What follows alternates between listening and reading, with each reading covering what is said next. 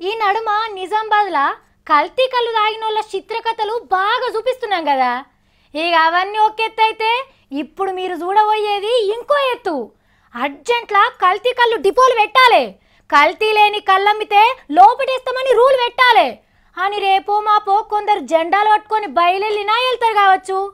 ఎందుకంటే పరిస్థితి అట్లున్నది మరి. కష్టపడి ఇల్లు కట్టి కళ్ళు దాగి కాలబెట్టుడు అంటే ఏందో చూపించిండు మనోడు. అగో ఫుల్లుగా కళ్ళు దాగిన రిమ్మ రాక ఇంటి పెంకలు ఉడవీకిండు. ఇక ఈ ఇంటి మీదకి వెళ్ళి ఆ ఇంటి మీదకి, ఆ ఇంటి మీదకి వెళ్ళి ఈ ఇంటి మీదకి దుంకులాట షురు చేసిండు. సాయిలు మా అయ్య గానిరా, మా నాయన గానిరా, దిగురా అని ఎంత బదిలాడితే అంత ఎక్కువ చేసిండు. ఊకుంటే పెంకలిన్లని పొతం పెట్టేటట్టున్నాడని పోరగాళ్ళంతా ఊడి నిచ్చనేసుకొని మీదకి ఎక్కిండ్రు. నలుగురు 4 దిక్కులు అనగబట్టి తాళ్ళు కట్టి కిందికి దింపిండ్రు.